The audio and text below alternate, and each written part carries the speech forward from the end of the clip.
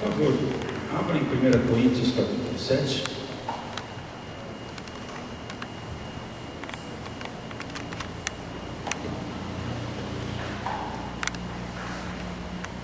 A partir do versículo 17, 1 Coríntios 7, 17, e vamos ver até o versículo 40.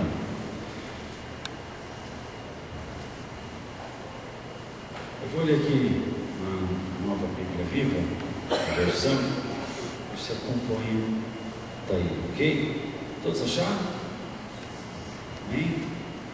Versículo 17 de 1 Coríntios 7, diz assim: mas, ao decidir tais assuntos, tenho certeza de que vocês estão vivendo como Deus planejou, casando-se ou não se casando, se de acordo com a direção divina e aceitando a situação em que Deus os colocar.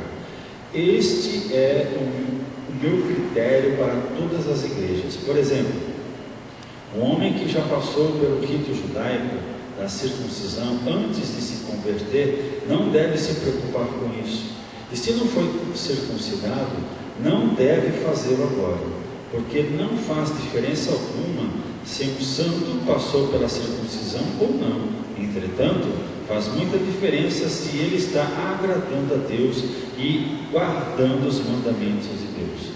De modo geral, uma pessoa deve continuar na condição que estava quando Deus o chamou. Se você é escravo, não deixe que isso o atormente, mas naturalmente, se lhe vier a oportunidade de ficar livre, aproveite-a. Se o Senhor o chamou sendo escravo, lembre-se de que você é um homem livre, que pertence ao Senhor. Semelhantemente, aquele que era livre quando foi chamado por Cristo, é escravo de Cristo. Vocês foram comprados por um preço alto, portanto, vocês pertencem a Ele. Não se tornem escravos de seres humanos. Portanto, queridos irmãos, em qualquer situação em que alguém estiver, quando se tornar servo de Cristo, que fique como estava quando foi chamado por Deus. Agora, procurei responder a outras perguntas de vocês. E as moças solteiras devem permitir-lhe que casem? Não tem um mandamento especial para elas da parte do Senhor.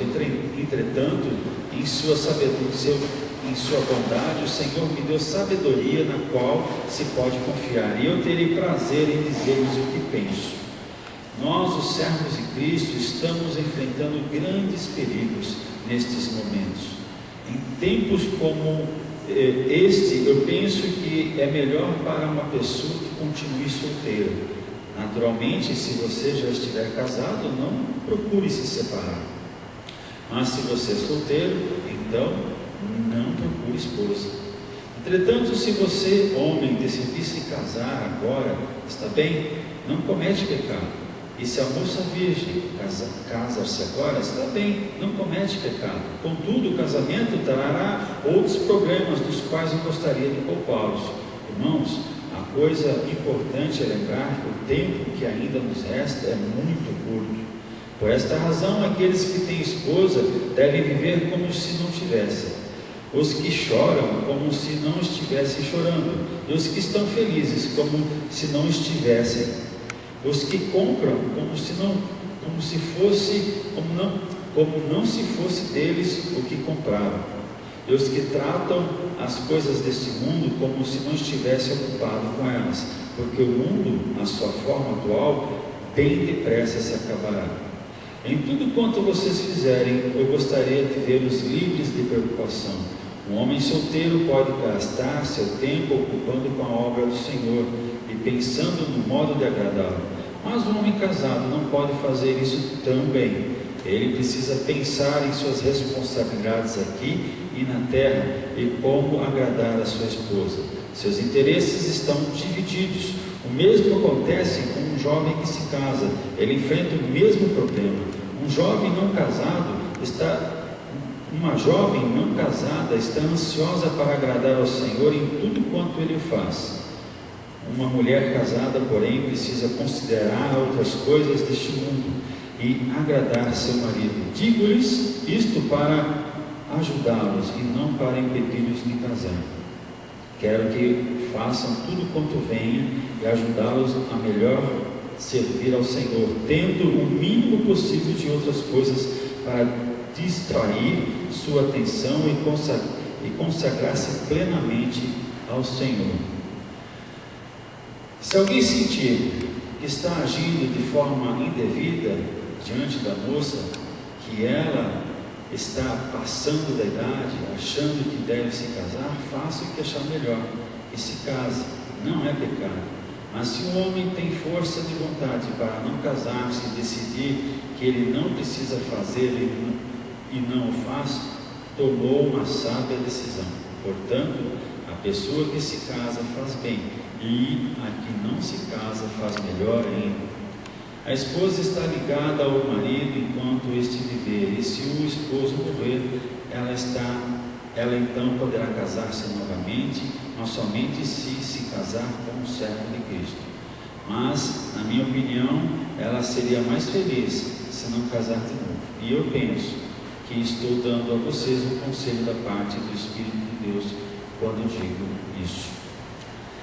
Pai de amor, Deus, neste momento entramos mais uma vez diante de Ti e queremos que o Seu Santo e Doce Espírito venha descortinar a nossa mente para a Tua Palavra, para que possamos realmente entendê-la e compreendê-la da maneira que Tu queres.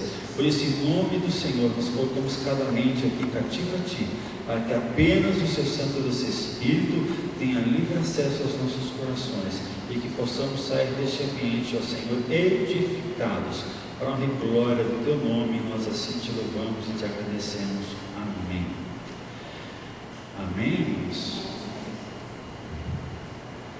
Queridos, nós vamos estudar mais esse trecho da Palavra de Deus em relação a Paulo e vamos entender também o contexto desse capítulo, dessas orientações que Paulo passa à igreja de Coríntios.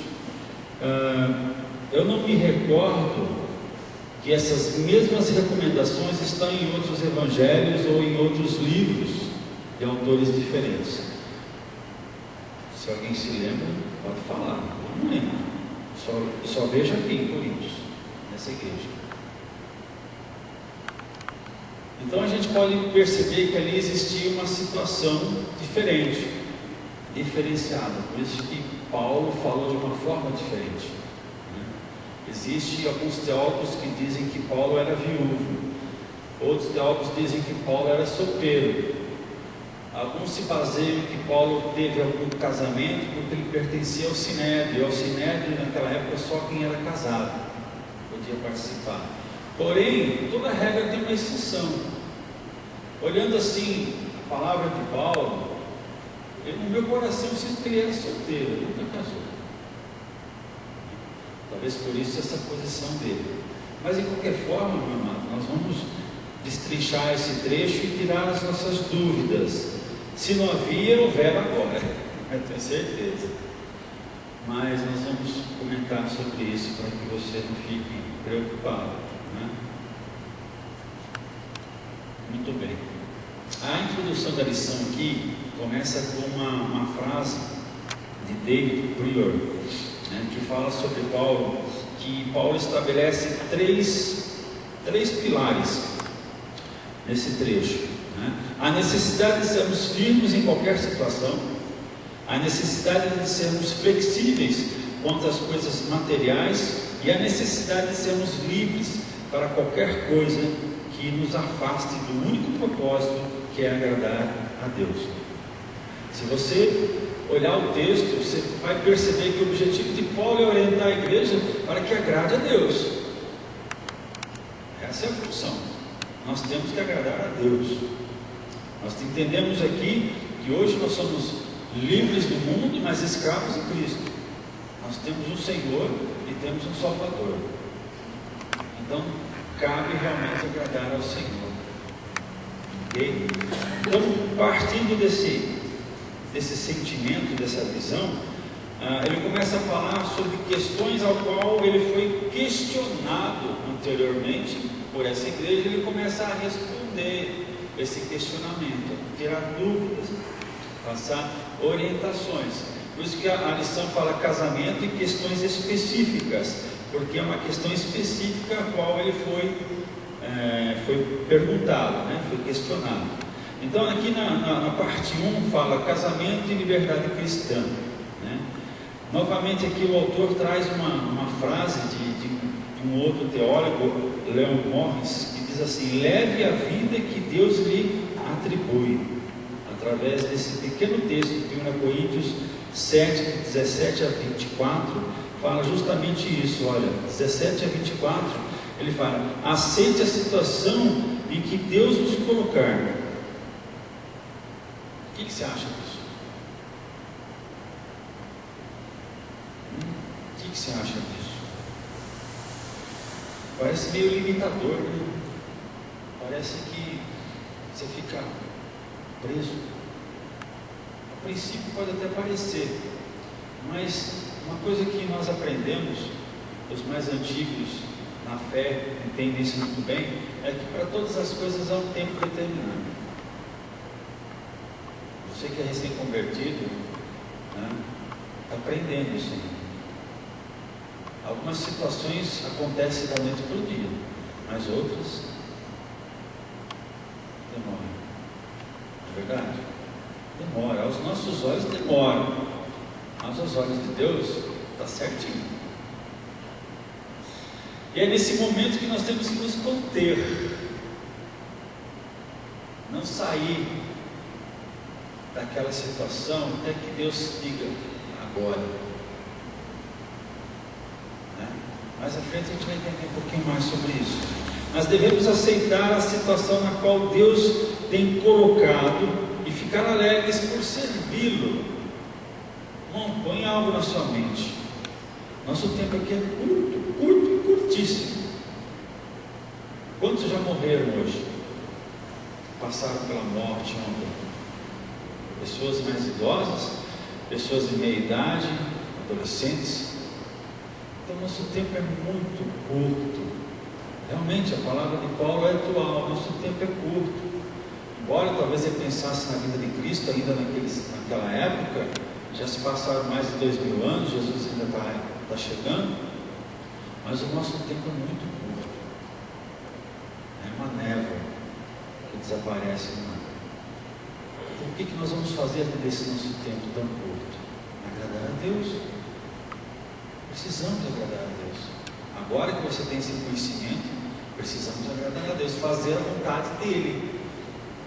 Quando a gente começa a namorar, a gente geralmente faz o quê?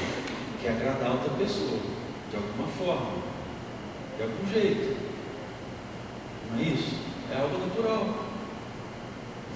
E agora? Vamos agradar a Deus. Qual a vontade de Deus para a nossa vida? O que Ele tem planejado para você? Vamos perguntar a Ele: Senhor, o que eu faço? O que eu estudo? Qual vai ser minha profissão?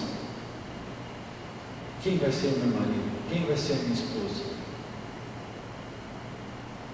Vamos buscar dele, porque antes nós estávamos sem leme, do jeito que vinha, ia.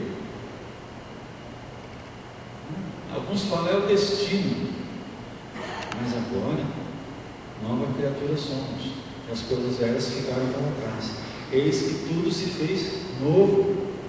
Só que às vezes nós vivemos na velha vida,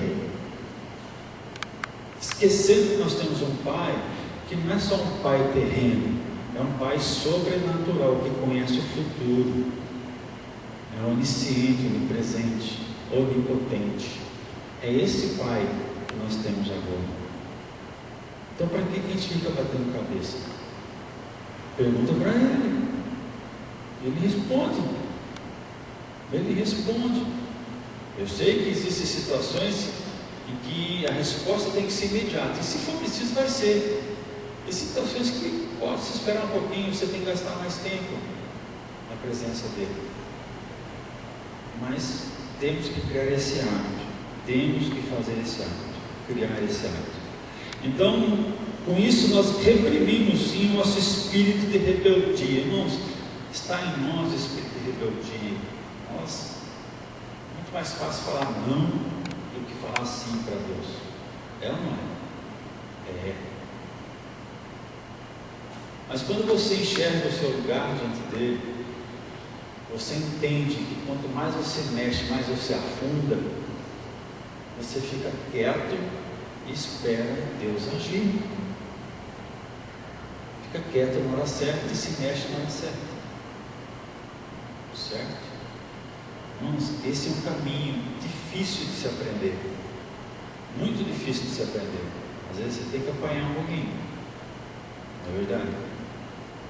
Mas se aprende. Se você quiser, você aprende. O primeiro princípio estabelecido aqui, no versículo 17 a 19, os cristãos devem andar conforme o chamado que receberam do Senhor. Ou seja, se você já é casado, venha casado. Se você é solteiro, venha solteiro. Nós aprendemos na lição passada que o celibato é um dom. Não é isso? É um dom. Eu nunca conheci alguém com esse dom. Se conheci, não fiquei sabendo que tinha esse dom. É difícil falar sobre ele, né? Se a gente tivesse a oportunidade de ter alguém, talvez essa pessoa pudesse transmitir aquilo que ele sente para viver dessa forma. Mas provavelmente ele tem uma facilidade muito grande, diferente de nós. Então, celibato é um dom, ponto. Ninguém precisa ficar preocupado com isso, tá?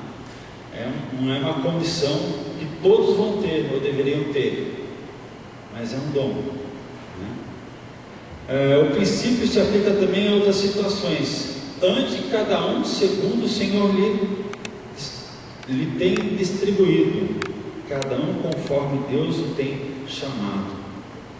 Ou seja, tornar-se um cristão não exige o rompimento radical dos vínculos já formados. Lógico.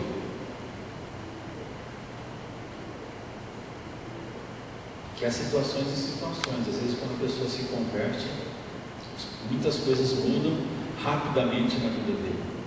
O vínculo falado aqui, vínculos familiares, vínculos que já existiam, que às vezes não são cortados e não devem ser cortados por algum motivo, mas estão presentes. Não significa que nós temos que romper com tudo cegamente para seguir o Senhor Jesus. Não necessariamente. Existem situações que sim, especialmente se a pessoa está envolvida com pecado, situações que desonrem a Deus. Mas Paulo começa a dar ilustrações interessantes aqui, né? Ilustrações que abordam questões de vínculos raciais. A circuncisão era uma marca distintiva do judeu. O gentil que aceitava o Senhor Jesus não tinha necessidade de ser circuncidado. Aliás, todos sabem o que é circuncidação? É ser convertido, não sabe? Quem não sabe? Então, ela não sabe. Mais alguém não sabe? Muito bem. A circuncisação era feita, segundo o rito judaico, a criança com 8 dias, quando era apresentada no templo. Tá? A criança, macho, né, devidamente preparada, era circuncidada pelo sacerdote, ou seja, o pênis da criança era cortado, aquela pele, o prepúcio era cortado, era feita uma cirurgia semelhante à nossa cirurgia de fimose hoje, mas só que era muito mais profundo, arrancava toda aquela pele, né? E o membro ficava exposto, não tinha mais aquela pele. Essa era uma marca que Deus exigiu do povo de Israel aos homens. Então todo judeu é circuncidado, até mesmo nos dias de hoje, que não aceitou Jesus como Messias, é circuncidado. Muito bem. Então aqueles que se convertiam não tinham que se preocupar com a circuncisão, e aqueles que aceitavam Jesus não era necessário passar por esse processo também, tá? O que Paulo queria dizer é que acabou isso aí, o fim da lei é Cristo. tem mais necessidade disso. O que importa agora é o nosso coração, é a inclinação do nosso coração, nossa fé, que atua pelo amor. Isso que é importante. Então ele começou a abordar essas situações que eram realmente problemáticas, porque eu sou judeu circuncidado, você chegou agora, não tem nada a ver com a história, acabou. É a mesma coisa que você falar que eu tenho 25 anos, 28 anos de igreja batista. Tudo bem, amém por isso. Mas quem te deu graça foi Deus, certo? É bom o histórico que você acompanhou e viu muita coisa, é um arquivo ambulante. Eu acho que isso é muito bom. Mas orgulho do quê? Nenhum. Orgulho de nada. Então isso não deve afetar. Porém, irmãos, eu queria colocar algo mais atual. Tem aquelas pessoas que chegam na igreja com tatuagens, com piercings, com cabelos, com cortes extravagantes, diferentes, pinturas em seus cabelos que parecem mais uma tela de artes plásticas. Como é que faz? O que fala a palavra?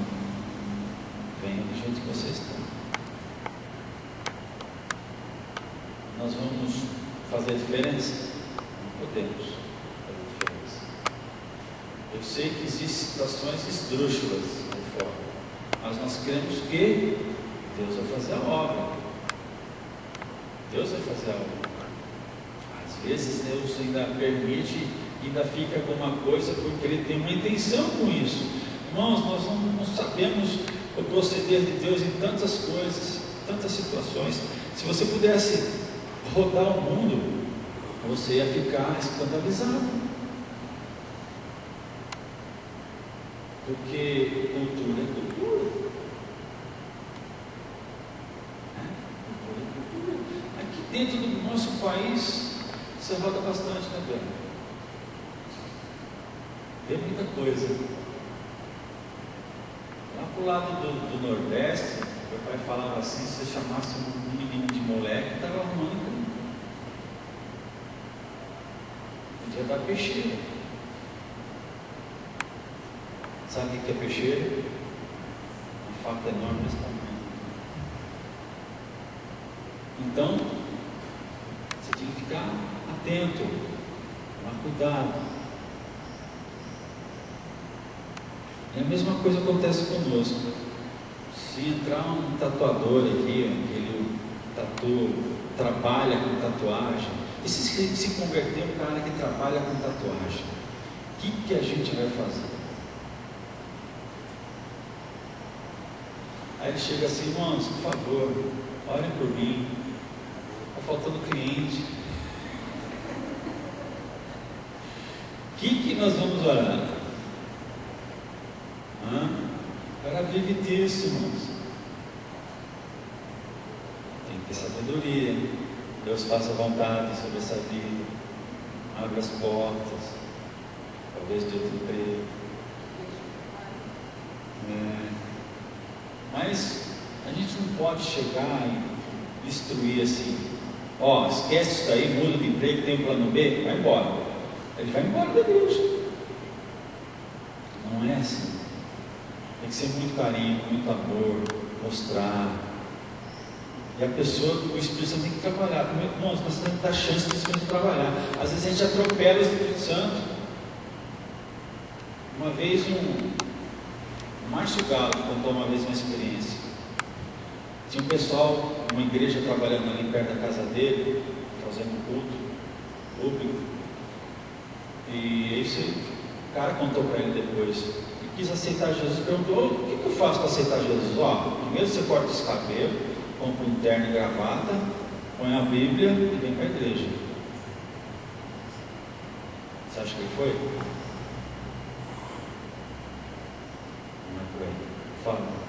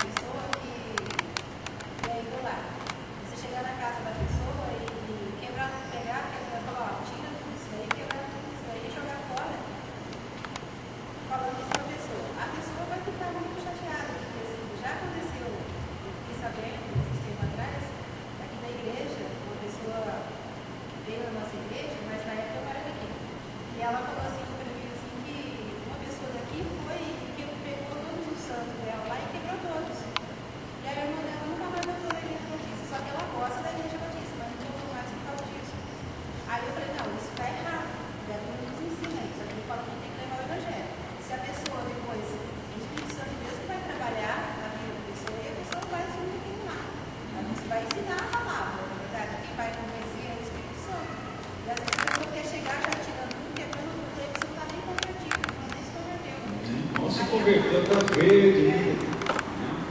Já acredito que sim, deve ter acontecido. Já houve situações que a igreja teve que desembolsar dinheiro para devolver tudo. Né?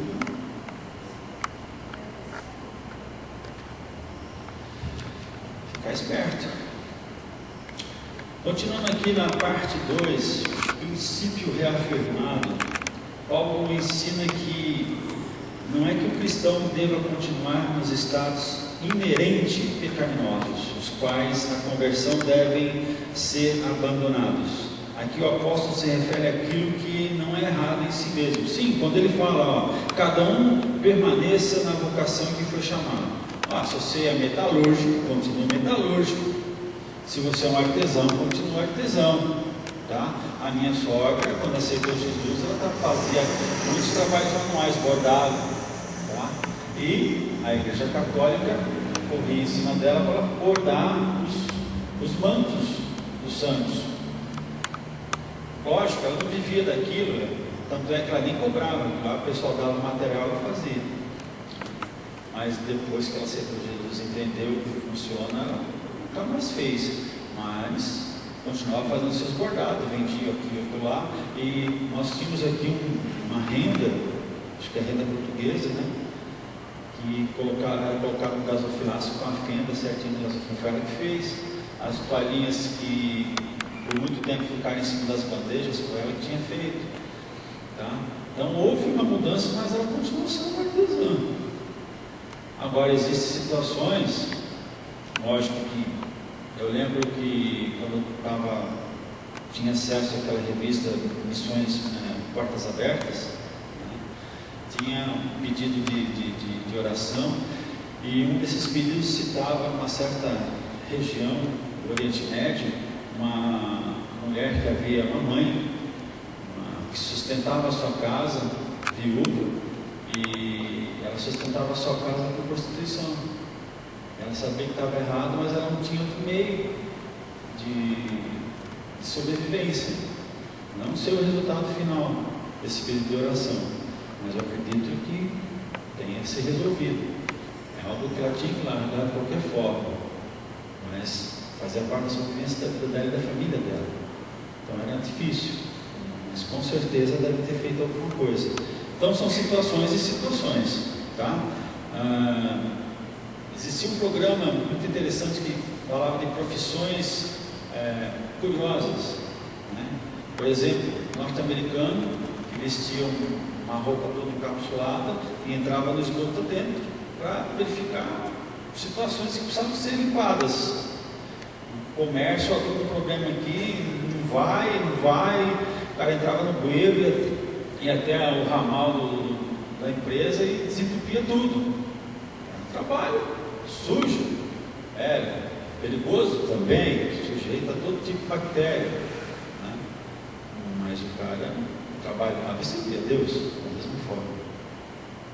Então tinha que se livrar do emprego desse. Se houvesse uma oportunidade de emprego melhor, abraça e vai, tá? Mas necessariamente, irmãos, não podemos desprezar, né? Não podemos fazer diferença. Parece que a gente está chovendo molhado, mas irmãos, existem muitas denominações tão fechadas nessa área, tão fechadas que dá dó. Além da opressão do inimigo, tem a opressão da doutrina humana sobre a sua vida. Então, a questão social, se sendo escravo o cristão foi chamado, não se deve aborrecer indevidamente pelo fato de ser escravo. Ou seja, o cara naquela época era escravo, ele aceitou Jesus, ele continua escravo, mas ele está livre do Senhor. Dá para entender? É como o detento, né? O detento hoje está preso em quatro paredes, está preso ali, sol, hora certa, comida, hora certa, não pode fazer mais nada, mas ele aceita Jesus, o seu espírito está livre. Embora o seu corpo esteja preso, o seu espírito está livre. Eu lembrei de uma situação, falando aí do seu emprego, de algumas pessoas chegam na igreja. Eu me lembrei que há trabalhei com uma moça, ela era uma prostituta. E hoje ela é a esposa de um pastor. Então, sabe, sabendo trabalhar, ela precisa haver uma conversão genuína para que a pessoa vê ela própria seu erro, né? Porque uma pessoa dessa, ela, assim, o diabo deve acusar demais, né? Você é suja, você é imunda. Como é que você vai ser agora a esposa do pastor? Ela tem que primeiro se perdoar, conhecer a palavra de Deus e entender que ela está liberta desse tipo de situação. E ela que foi levando todas as coisas em casa para mim destruir aquilo que ela usava antes. Sim, quebrar o laço do vínculo. Exatamente. Legal. Então, irmãos, essas situações têm que ser realmente entendidas. Então, essa liberdade divina é muito mais importante do que as circunstâncias exteriores, né? Então, por outro lado, o Senhor, dono do escravo, quando ele aceitava Jesus, passava a ser escravo de Cristo. Olha a diferença. Isso. Nós também somos escravos de Cristo. O que importa, seja para o escravo ou para o livre, é que ambos se tornaram propriedade de um único amo, né, ao serem convertidos. Quero que, se você abra a sua Bíblia, em Efésios 6, esse texto maravilhoso, Efésios 6, versículos 5 ao 9.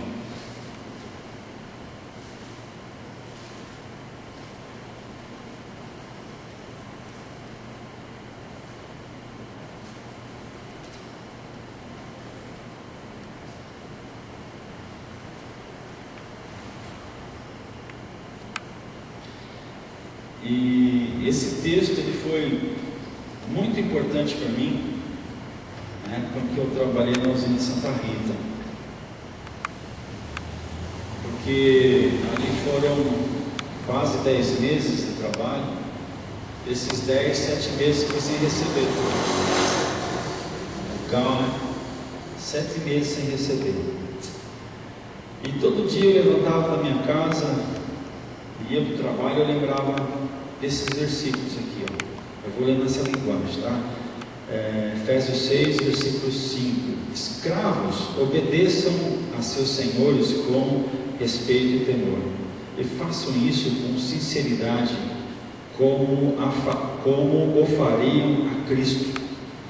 Não agradem os seus senhores só enquanto eles estão vigiando, mas, como escravos de Cristo, façam de coração o que Deus quer. Trabalhem alegremente e com dedicação, como se estivessem trabalhando para Cristo e não para pessoas.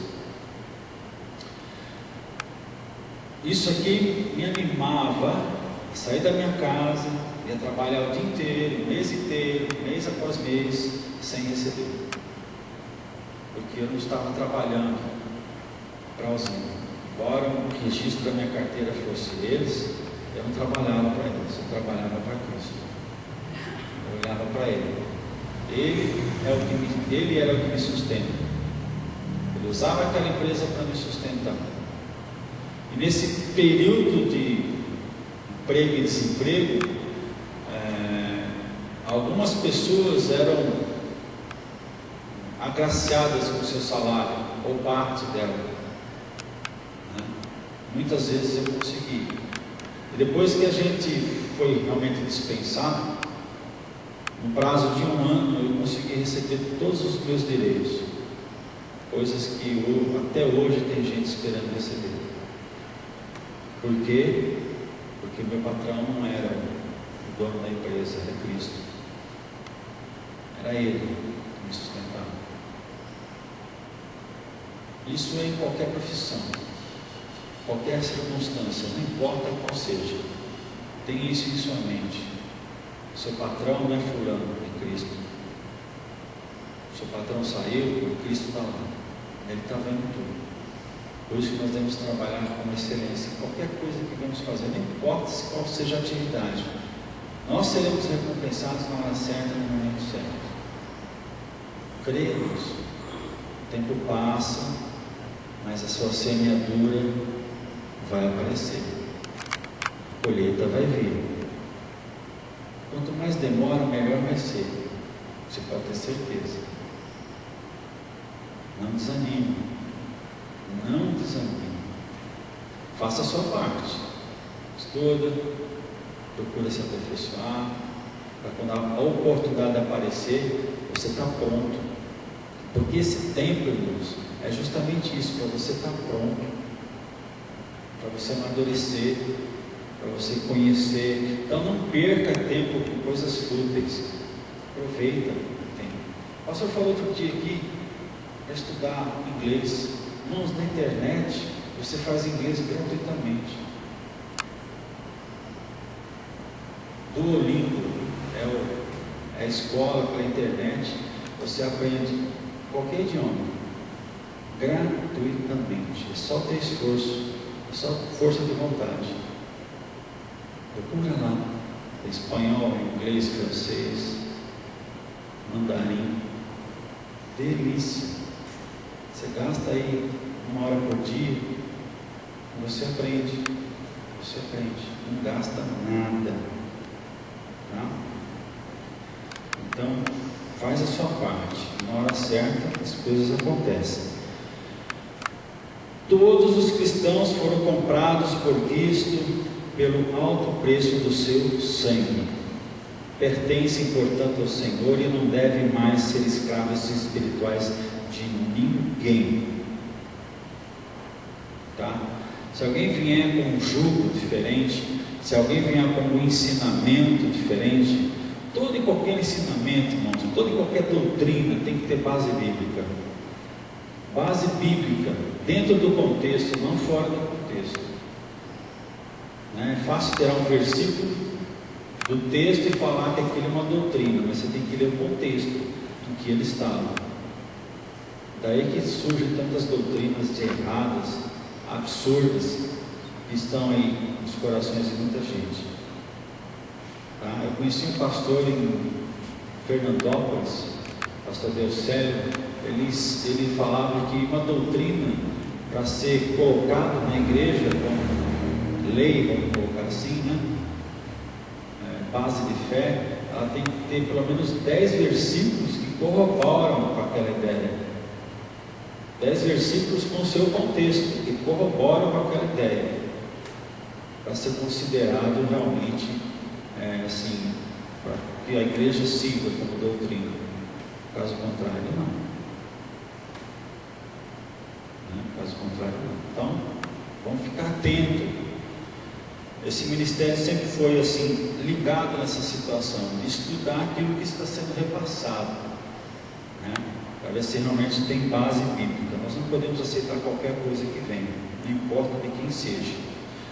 Por último, encontramos a reafirmação do princípio, já exposto no versículo 7 a 20. Cada um deve contentar-se em permanecer no estado em que Deus o chamou para a salvação. Isso não significa que o homem não deve procurar melhores condições para viver, mas sugere que tenhamos cautela em procurar mudanças, simplesmente porque somos cristãos. Você conhece aquele versículo que diz assim: o Senhor é o meu pastor e nada me faltará? Conhece, né? Eu já vi irmãos falar assim: o Senhor é o meu pastor e gasolina não me faltará. Aí ele coloca lá R$10 e quer rodar a semana inteira. Isso é maturidade, né? Isso é maturidade. Isso é jogar nas costas de Deus algo que não é dele. Tá? Eu tenho uma tia, um tio que partiram para a glória, mas quando eles tinham muito vigor, Deus os chamou para fazer um trabalho na cidade que eles saíram, lá em João Pessoa, Paraíba, no sertão, e eles foram para levantar uma igreja. fisicamente. O tio era pedreiro e ela mulher de oração, e ele pregava também. E eles foram para aquela cidade para levantar uma igreja, levar a palavra ao povo e deixar edificar a igreja. Ela conta uma vez que nessa viagem, meu tio passou pela cidade e esqueceu de abastecer. A Brasília, 10 quilômetros por litro, esqueceu de abastecer. Quando ele se deu conta, já estava muito longe para voltar. Ele falou para ela: esqueci de abastecer, se o combustível está aqui, não vai dar para chegar lá. Não vai dar sim. Meus primos pequenos, ainda crianças, estavam juntos na viagem, marido, mulher e família. Ela falou assim: crianças, vamos começar a cantar, vamos louvar Deus, Assembleia de Deus, corinho para cima, que é tudo, né? E começaram a cantar, e meu pai e meu tio, pezão no acelerador, e vamos embora. E cantaram, e o carro andou. Quando chegaram na cidade, avistaram o posto, bicou em direção do posto, o carro morreu na bomba. Aí sim, né?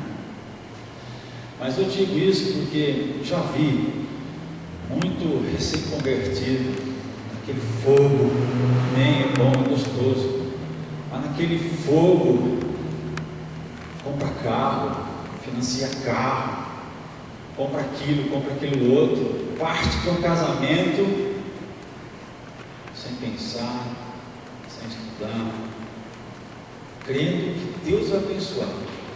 Ai, que decepção. Devolve o carro, separa, fica endividado. Existem circunstâncias da vida que acontecem conosco, endividamento.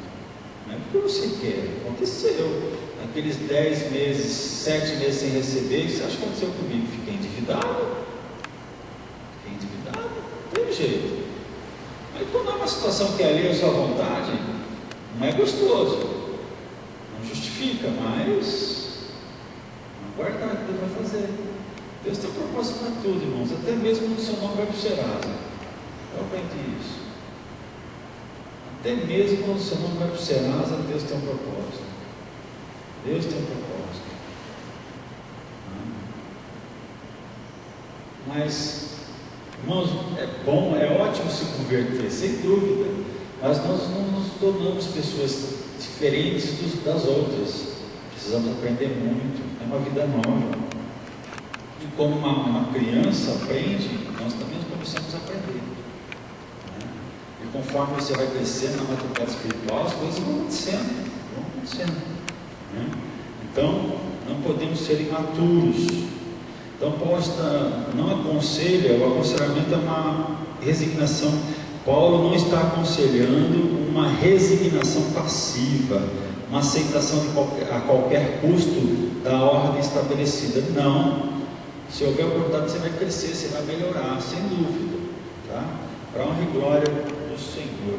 Aqui, continuando, a porção que Deus tem para mim me deixará satisfeito? É uma pergunta. Nós podemos pensar a respeito. A porção que Deus tem para mim deixará satisfeito? A princípio, eu acredito que sim. Mas com o passar do tempo, a gente sempre quer algo mais. Essa é a realidade. Mas para isso acontecer, nós temos que fazer a nossa parte. É esse o detalhe. Esse é o grande detalhe do cristão hoje. Ele quer muitas coisas, mas não faz a parte dele. Não faz a parte dele. A parte que compete a ele, ele não faz. Então ele não pode exigir. Flávio. Essa é a parte que a discussão mais é. Não fazer a parte dele, se de situação for, às vezes por mim mesmo. E às vezes aí a pessoa cobra de Deus, né? Quando Deus podia falar para o Luiz, mas eu só posso continuar ali, a hora que você chegar ali, se você não chegou ali, como é que. Então eu vejo assim que é onde a gente mais erra, não fazer a nossa parte. Exatamente.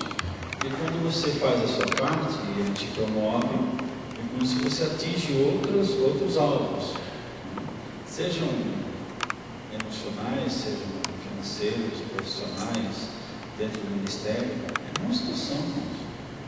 É uma situação. Você tem que fazer a sua parte para Deus. Opa, então, vem cá, sobe mais um pouquinho. Vai indo, isso não tem limite. Enquanto a gente viver. Até o Senhor aparecer, até o Senhor vir buscar a sua igreja. Então vamos ficar firme. Porque chega certo momento da vida que a gente fica enfadado. Essa é a realidade. Ô Senhor, precisava dar um renovo aqui, precisava virar a página, já deu o que tinha que dar. Beleza, você fez sua parte? Não. Se eu continuar o que eu quero fazer com você, você vai quebrar a cara. Aí você vai jogar a culpa em mim. O povo do deserto não fizeram a parte dele. Eu rodou 40 anos. Lá para chegar em um mês, eu dou 40 anos. Fica marcando passo. Já correu sem andar? Fica marcando passo. Uma coisa terrível. Terrível. Casamento a serviço cristão. E serviço cristão, a parte 2 aqui da lição, o apóstolo apresentou algumas razões para permanecer solteiro. Nossa! Quem quer permanecer solteiro?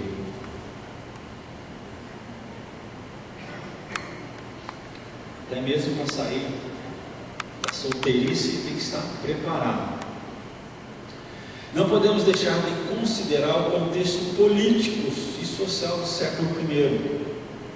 Ao fazer a abordagem desse texto, naquele tempo os cristãos eram perseguidos. As loucuras do imperador Nero já se faziam sentir no tratamento que lhes era dispensado. A angustiosa situação presente pode ser referência ao sofrimento iminente a que estavam sujeitos os crentes coríntios. Diante disso, Paulo estabeleceu um princípio que cada um permaneça como estava. Ou seja, você está casado? Tudo bem, fica casado. Você está solteiro? Não case. Por quê? Primeiramente, o cara solteiro, segundo Paulo, está mais disponível para as coisas de Deus, está mais liberado, não tem as preocupações do cara casado. Em compensação, o casado ele tem que se dividir entre o ministério e a igreja. Então a situação fica assim, há um corte, uma poda, vamos colocar assim. Essa é a visão de Paulo. Mas hoje, irmãos, nós não temos no Brasil essa perseguição. Essa conversa. Pelo menos no Brasil, em outros lugares tem. Não temos essa perseguição. É entendível. Pô, a situação está tão crítica, por que eu vou ter uma família agora? Não se descobriu agora que a dengue, o Aedes aegypti ali trazer a dengue, a febre chikungunya, é o nome de filho feio, né? E ainda agora a microcefalia. Qual é a recomendação dos médicos hoje? Não engravide. Espera até a gente controlar a situação. Essa é uma orientação médica, devido à situação. Mas não vai ser para sempre. Não deve ser para sempre. O que acontecia aqui é justamente essa. Paulo, olha, é muita preocupação. Você está aí, evangélico, crente, está servindo a Deus. Você tem uma família. O que o diabo vai fazer? Ele vai atingir você através da sua família. A primeira coisa que ele faz. Esposa, filhos. Ele atinge, quer te atingir através deles. Então a preocupação de Paulo era justamente essa. Já que você foi chamado solteiro, fica solteiro, porque a coisa está brava. Se você adquirir uma esposa e família, é uma fraqueza. O diabo vai atingir justamente você nessa área. Então, por que os policiais de elite aparecem na televisão de capuz? Por causa da sua família. Identificar quem é e o cara vai atrás da família dele. Está na mesma situação, mas é uma situação local, daquela época, né? Aí ele fala aqui, bom, Quem é solteiro, se optar pelo casamento, que o faça, pois isso não é pecado. Então ele está falando, está recomendando para não casar, mas não é pecado se você for casar, fica sossegado, né? Agora a observância nossa, casar com a pessoa certa, irmãos, peça a Deus e aguarde nele. Casar com a pessoa certa é tão importante, especialmente, todos nós temos um chamado, um ministério do corpo de Cristo. Esse ministério, ele vai crescer e desenvolver muito se você casar com a pessoa certa. E se você casar com a pessoa errada, seu ministério pode ser cortado ao meio, né?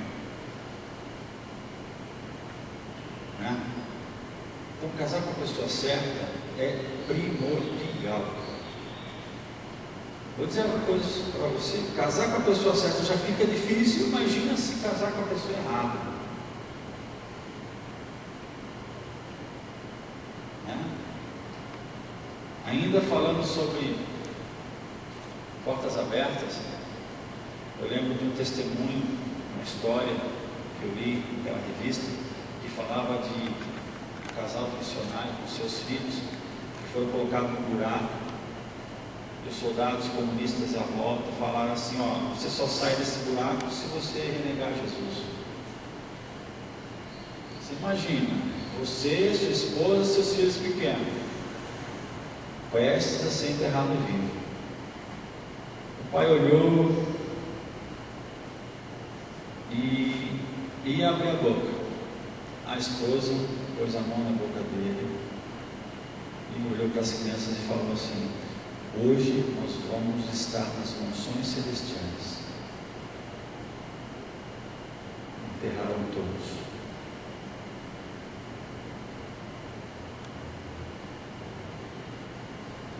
Eu também fiquei assim comigo. Mas imagina, aquela história ter vazado, o que aconteceu? Alguém se converteu. Alguém fez questão de passar adiante dessa história. Então, casar com a pessoa certa, irmãos, é uma bênção. Uma bênção. E novamente, quem pode nos ajudar nisso? Deus. Nosso coração é enganoso. Nosso sentimento não é confiável. Mas quando Deus fala, é outra situação. Deve buscar realmente Deus, qual que é a pessoa certa para a sua vida, e aguardar nele, segurar a ansiedade, os sentimentos, depositar no altar do Senhor todos os dias, até que essa pessoa chegue, até que você conheça essa pessoa, e tudo vai dar certo. Oi?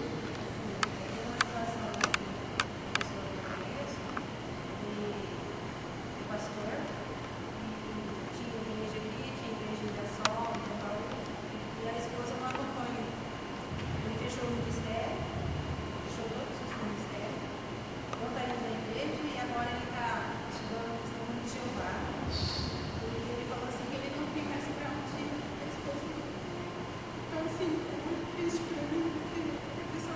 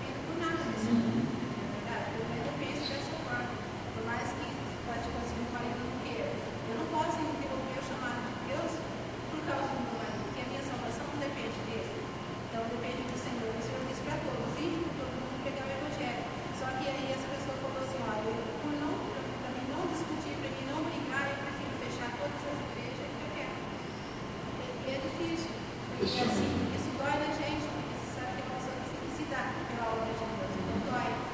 É muito triste. É triste. Gostaria de falar isso, eu sinto de falar isso em relação aos jovens, o irmão falou aí. No início o irmão falou assim, peça a Deus, Deus mostra, Deus dá. Foi. O irmão me conhece há tantos anos, quando eu ainda era solteiro. O irmão, na época, estava com você, eu era solteiro, lembra? Eu queria casar. Queria conciliar com o irmão, eu falava muito isso, ora, peça a Deus. Eu lembro disso lá, sabe? Você sabe, tantos anos atrás. Eu orava. Bom, você é testemunho. Aí o Senhor me deu uma esposa que trabalha comigo no mesmo ministério, onde eu vou estar junto. Eu gostaria de falar isso assim, de falar para os jovens. A palavra de Deus fala assim: se vós que sois maus, sabeis das boas coisas aos vossos filhos, quanto mais o vosso Pai Celestial. Então eu digo isso aos jovens, que eles orem sim por quem vai se casar, porque o Senhor vai mostrar assim a pessoa certa. O Senhor sabe, conhece o coração de cada um. Então o irmão falou, nosso coração ele é enganoso. Talvez por mim eu teria casado com uma outra pessoa e quando eu olho hoje, eu falo, misericórdia, olha, eu teria atrapalhado tudo. Mas como eu esperei no Senhor, o irmão é testemunha disso, então eu digo isso para os jovens, ora sim, peça para Deus preparar os esposos, porque Deus ele vai preparar sim. É lógico, não no nosso tempo, no tempo dele. Mas isso é muito importante para o ministério ser formado, com as pessoas certas e tem alguém que não acredita, fala, não, eu tenho livre-arbítrio, eu tenho direito de escolher. Sim, eu tenho direito de escolher, mas eu posso escolher errado. Então Geralmente isso é muito importante errado. para os jovens. Prestar muita atenção nisso, orar muito, porque Deus ele vai mostrar qual é o processo. Amém. Oi. Em relação a esse ponto 2, casamento, serviço cristão, também falo para mim, se você tem um direcionamento de Deus para o ministério, e a pessoa que você ou pensa, ou já está junto, está namorando, ou pretende, ou mesmo a pessoa casada, tem que ter uma discussão muito aprofundada que tudo que acontece no namoro, no noivado, no casamento, no namoro, no noivado, vai acontecer no casamento. Com certeza. O caráter da pessoa é muito difícil de mudar. Então, se você está com uma pessoa, ou pretende estar com uma pessoa, aquelas 4 perguntas que uma vez foi fixada lá atrás é primordial. Você vai casar com Deus da pessoa, com a família, com o caráter e com a missão. Então, se a missão dos dois for divergente, você nem começa. Se a missão for convergente, aí sim, o casamento com o ministério pode avançar. Agora, ministério e casamento, se forem divergentes. Se no namoro, eu penso assim, está namorando, tem que unir forças. Se um dos dois tem que mudar alguma coisa, especialmente dentro do ministério, sair com a turma, não sai mais, esse tipo de coisinha, pode parar. Para mim já deu sinal que não funciona. A gente vê, e aí eu falo que a maturidade da igreja ajuda a gente nisso. Se a igreja for imatura, maturidade e exemplo. Então, às vezes a gente vê pessoas do ministério que ou namorado ou a namorada não estão no ministério. E está atrapalhando a caminhada do ministério enquanto solteiro. Mas então, vai piorar. Vai piorar. E aí vai dar mau exemplo. Além de não seguir o ministério, certo? Ainda vai dar mau exemplo assim, que cristãos são?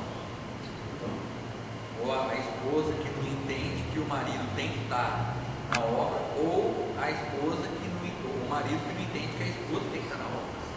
Justo. Então, é muito bonito ver os casais juntos aqui na igreja, mas é preocupante ver os casais separados. Assim, às vezes só a esposa vem à igreja, ou só o marido vem à igreja, e às vezes está no ministério, em qualquer uma das áreas, da porta ao culto. Então é preocupante. Então acho que a gente tem que ter maturidade e entender isso aí. Exatamente. Vamos terminar. Conveniência de casar a filha. Aqui em Coríntios 7, 36 a 38, ele fala com relação às filhas. Por quê? A cultura judaica cabia aos pais a decisão sobre o destino das filhas. Né? o pai ali decidia se a filha ia casar ou não. Então, partindo da mesma situação da época, o pai ficava talvez com o coração apertado em liberar a filha para casar, sabendo que a perseguição estava ali às portas. Então ele recomendava que não se casasse. Mas se todo mundo recomendasse, se todos acatassem essa situação, não tinha mais criança, né? Como faz? Ia morrer todo mundo sem herdeiro. Mas, graças a Deus, nem todos ouviram. De qualquer forma, essa orientação, então, quando você lê, entenda isso, tá? Os pais tinham essa liberdade, né? Era costume daquela época, da nação daquela época, em que eles, o pai, que direcionava a filha para o casamento ou não. De qualquer forma, seja para ou não ou por sim, isso não era pecado. É isso que ele estava dizendo, né? Então, cabia ao pai decidir diante da situação difícil e da iminência de perseguições, se deveria consentir ou não o casamento das filhas. Qualquer que fosse a decisão, seria aceitável. Entretanto, se a filha continuasse solteira, teria melhor liberdade para servir ao Senhor. Na verdade, esse texto também de Coríntios é usado para a católica, né? Por isso que os sacerdotes da católica não são casados, por causa desse texto aqui, ó. Eles acham que assim eles servem melhor a Deus. A viúva, mais uma vez é necessário considerar o contexto da perseguição religiosa que viviam os crentes, né? A viúva estava liberada se ela quisesse casar, era melhor que não se casasse, mas se casar, procurasse alguém crente, da mesma fé, né? Independente que era a mesma fé, tinha que ser a pessoa que Deus queria, certo? Então essa é a orientação de Paulo. E Paulo aqui declara, né, no finalzinho do versículo, que ele diz assim: olha, é minha opinião, porém eu acredito que estou falando que vem do Espírito, mas é a opinião dele. Ele deixou bem claro que é uma opinião dele, tá? Então é muito importante também, quando nós estamos falando, pregando para alguém, se você tem uma opinião sobre algum assunto polêmico, seja qual for, é importante você declarar a sua opinião, porque a Bíblia, ela é muito rica, né? Mas nós temos livros, até mesmo de Coríntios, cartas que não sumiram, desapareceram, e às vezes a carta ali está falando alguma coisa de alguma carta que a gente não tem em mãos. Então nós temos que tomar cuidado. Por isso a questão de doutrinas, ela tem que estar balizada na palavra de Deus e ter base em vários outros textos, outros capítulos, para que não haja problema de criar divergência dentro da igreja. Irmãos,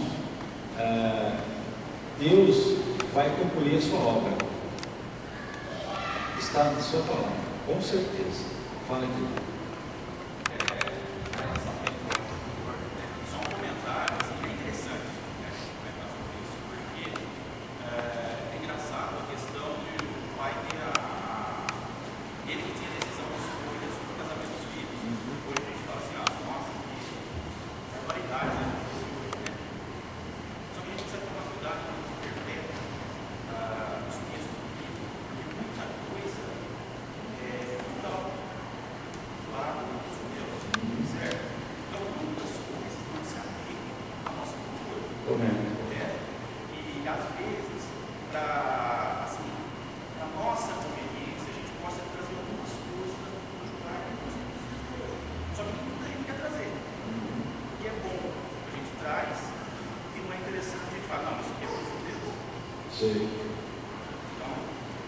Não, tem equilíbrio.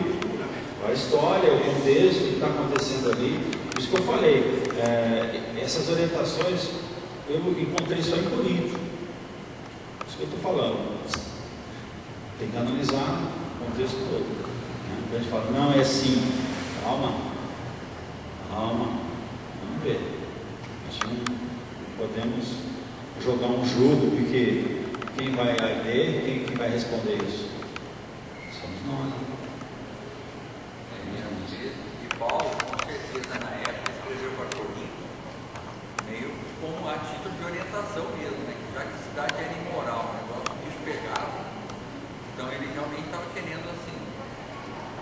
através da carne, É uma situação específica. para aquela sociedade. Exatamente, questão específica. Pode falar. Não, eu não sei se vai ter alguma outra lição para frente, nesse contexto de casamento, serviço cristão, a questão de filhos, né? De frutificar, o casal querer ou não ter filhos. E na minha concepção, se eu estiver errado, me corrija. Todo casamento, se Deus uniu um homem e mulher, tem situações especiais de infertilidade de um, de outro, de ambos, mas eu não acredito que Deus faria uma família, homem e mulher, para ser só homem e mulher. Para mim, entre aspas, você também não pode julgar 100%, só satisfazer a carne. Sim. Entendeu? Então, já, eu vou usar o casamento para eu satisfazer minha carne. Então, eu creio que o plano completo da família é ter os filhos até para perpetuar. Porque senão Jesus, quando falou permaneceis como estáis, certo? Ia acabar 2 gerações para frente, acabava, a gente não estava aqui hoje. A obra não ia crescer. O próprio Jesus falou, vocês vão fazer muito mais do que eu, porque eu vou para o Pai. Então, quando ele falou muito mais, com certeza não era nem em qualidade, mas em quantidade, né? Então, hoje, se a população cresceu, o serviço também cresceu. O tema próprio, a colheita é grande. Se era grande naquela época, pensa hoje. Então, eu acho que o casamento tem que ser meio...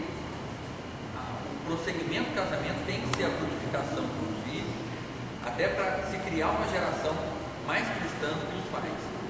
Depois, mais cristã que os avós. Então, quando eu vejo um casal que não quer ter filho, pelo menos eu, André, eu meio fico com o pé atrás. Se aquilo é uma justificativa para satisfazer a carne, ou realmente, qual é o objetivo do casamento sem filho? Será que era plano de Deus? Não sei. Muito triste, porque lá na frente os filhos fazem falta, né? Até para a própria obra. Também. Haja visto que os muçulmanos estão evangelizando o mundo com seus filhos, né? Aumentando, os muçulmanos estão aumentando, não apenas conversões, né? Mas multiplicando-se e colocando seus filhos nas sinagogas, nas mesquitas. Amém? Deus abençoe, gente. Pastor?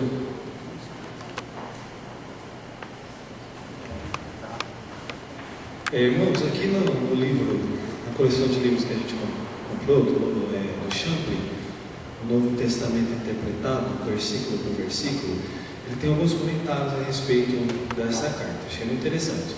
Embora ela foi escrita para os coríntios, essa carta é para toda a igreja, não é só para a igreja de Corinto, não. Esse é um ensino que deve ser levado para todas as igrejas, porque se chegou até nós é porque tem coisa ali que nos interessa, que foi dado da parte do Senhor para nós. Uma coisa que foi falada a respeito daquele que é escravo e permanece escravo, nesse comentário, segundo o autor aqui, que ele pega assim, várias informações teológicas, ele fala que às vezes um escravo, para deixar de ser escravo, ele era capaz de lutar até a morte, e não era essa a intenção de Deus. Por isso que ele fala, então se você chegou, se você é escravo, continue escravo. Por quê? Porque na sede de ser livre, ele não acabasse lutando até a morte, porque não era essa a intenção da palavra do Senhor. Então, ele chama isso de status quo, ou seja, aqui toda essa parte que nós lemos está relacionada ao mantenha o status quo, que significa a posição que você está agora. Por quê? Quando ele falava sobre aquele que está solteiro, permaneça solteiro, Paulo, ele era defensor do celibato, só que ele sabia que nem todo mundo era chamado para aquilo. Até porque, olha que interessante que ele fala aqui, por que manter o status quo? Quer ver, olha?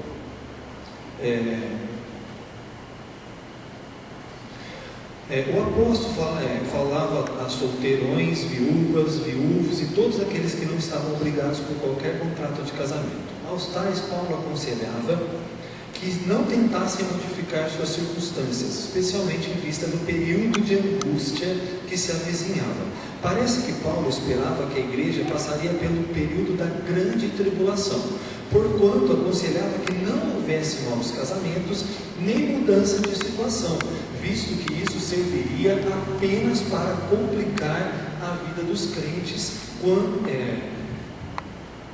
da grande tribulação, e não porque seriam repentinamente arrebatados, escapando assim de toda a tribulação. É possível criarmos um argumento a favor do status quo, mesmo que a igreja deva ser arrebatada. Esse argumento, visto que o fim está tão próximo, é melhor nos concentrarmos somente nas questões celestiais, ignorando as terrenas. Então ele falava que era para manter esse status, por quê? Porque ele acreditava que a igreja ia passar pela grande tribulação, que aquilo estava tão perto que era melhor que cada um se atesse às coisas espirituais, para não ficar de fora do propósito do Senhor. Então é bem interessante isso. Então quer dizer, essa era a visão de Paulo. Então quer dizer, como estava perto tudo aquilo de acontecer, então atenha-se às coisas celestiais, para que você não perca a sua salvação, para que você esteja com o Senhor. Tá? Então achei interessante estar complementando por conta disso. E uma coisa do celibato também, que estava aqui, quem definiu o celibato como obrigatório, até que o irmão falou, a Igreja Católica foi Gregório o Grande, em 604 depois de Cristo, e isso foi uma decisão eclesiástica, e não que isso era uma ordem da Igreja primitiva. Tá bom?